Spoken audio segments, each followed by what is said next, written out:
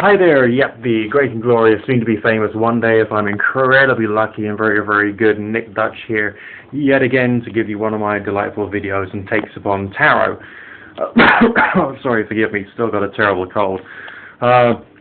Today, yes, you've guessed it, we're going to be talking about the High Priestess card. Now, I showed you this just for a few seconds earlier on, alright? Just take a quick look at that and just take it in greater detail and think about the symbols and think about the ideas just for a few moments. Because there's been an awful lot of hooey spoken about this one particular tarot card and the various meanings, the various symbols in it. Because, let's be honest, a lot of books on tarot, they're simplified, they're dumbed down, they're made much easier for people to get their heads around. It's all there for, you know, the New Age fairy and crystal crowd, the kind of like, we love angels because they look really good kind of crowd, rather than for someone who's actually trying to look deeper and deeper and trying to find where the other meanings come from. Bear in mind that a lot of occult ideas, a lot of occult theories have some kind of pagan rooting, alright? So there's often some like reproductive adult imagery hidden within the cards. In this particular case, yes, we got a female. Okay, we have a female being, yep, okay, so those who believe in matriarchal societies say that this is talking about the great and glorious matriarchal power that existed before the Iron Age finally took root. Wrong. This image, alright, is of a female figure seated between two columns, right? Those columns represent male phallic power. It goes back to some kind of Middle Eastern religion that was incredibly pagan in every possible way. The two pillars stand for firmness, strength, and eagerness, and willingness, alright? Very powerful reproductive ideas, and yet we've got this female character sitting right between them. What's more than that is she's wearing a veil. Now, you know, you've attended your GCSE or your O-level biology class, you know what a man and a woman's body is like. At some point in a woman's life, she has a veil, and it's not over her face. You know what I'm talking about. In this particular image, just have a look at that more closely, okay? Make sure you can see that.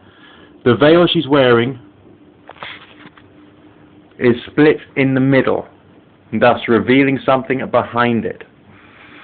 This whole symbology has reproductive connotations. Obviously, I'm still trying to be good because YouTube's got its rules about, you know, profanity and adult language and the rest of it, which is, of course, very hard when you're talking about a tarot card, which is just oozing, and I mean oozing, with sex, sexuality, sexual symbolism, and the meaning of something which is above and beyond the meanings of the first card. You know, we mentioned the first card, the Magician card of the Tarot, in the previous video. We saw it as, well, sorry, I saw it as a character who's starting work, starting a new task, moving in a new direction, seeing that what he was doing was somehow right. But now we're moving on to another stage. So we've got the idea of breaking virginity and the idea of moving into a more adult way of being, having experienced. But the experience is also bringing other things. Again, we'll refer back to the card. What do we got? She's carrying a book.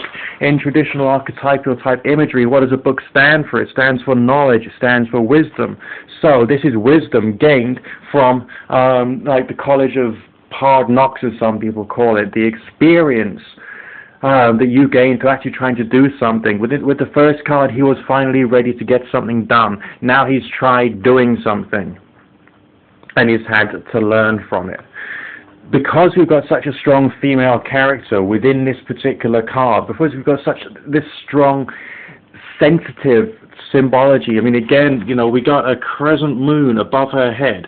So what does that tell you? That's talking about the subconscious mind in all ancient, well, in most ancient imagery and most ancient symbology. The crescent moon stands for the subconscious mind in one form or another. The fact it's got the horns, as it were, pointing uppermost, that's got another meaning, which I'll mention in another video about magical signs later on down the line.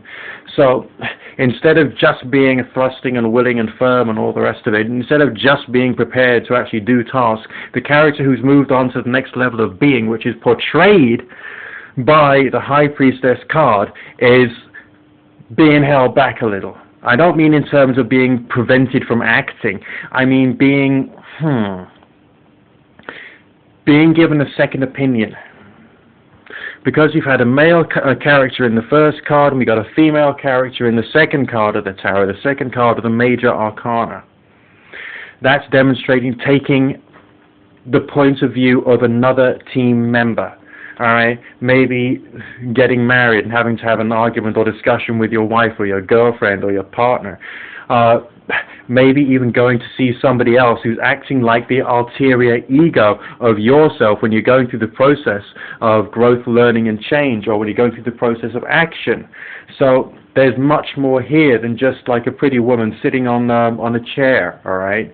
What else have we got? We got the checkerboard symbols, which you can see on the bottom right-hand corner of the card, okay?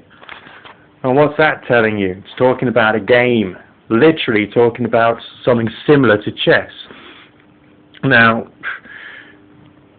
tarot history can be traced back to maybe the 13th century, or possibly earlier. It's very difficult to say precisely when the imagery really started kicking off, alright? But in many cultures, especially in the Western world, grids such as the 9-man's Morris grid was always used for game playing. And this is also connected to certain secret societies which would actually use the symbolism and the symbology of the checkerboard or the grid pattern to mean that life is a game. We are playing it. We are in control. So when we're applying this to the life of an individual who's going through, sorry, I just want to check the time there, who's going through the process of having had some experiences, which is what the High Priestess is trying to tell us, he's now seeing life in a different way. He's seeing it in a much more politicized way. He's seeing it in a much more complex way. He's learning the rules of the game and how he himself can play it. And once he's learned the rules of the game and how he himself can play it, then he can start to learn how to control the forces of nature. Sorry, I carry on saying all. I don't mean to do that. I'm saying some of the key foundation textbooks, so to speak, of the occult are always talking about the forces of nature and the fact that the individual, the human individual, is a force of nature with its own course and its own path and its own direction. And when something bad happens, it means you've had a collision course or been on a collision course with some other natural force. But this guy, he's trying to work out what his particular natural forces can do in this world with the subconscious power that he's been given, knowing that he's got the strength and power as symbolized by the 2 columns. Alright? There's lots of other symbols here which we could go into in greater detail. I mean, the fact we got the yin-yang sign there, that's not purely Chinese. Alright? That's got other Western occults meanings as well, which I could go into in greater detail. There's more elemental messages there. I could seriously do a series of videos going on and on and on purely about the symbology of the High Priestess. What I hope I've done is I've just given you a taster of what this red-hot, sexy woman is trying to teach us, alright? As tarot readers, as diviners, as people looking to tarot for spiritual enlightenment, it's all powerful stuff.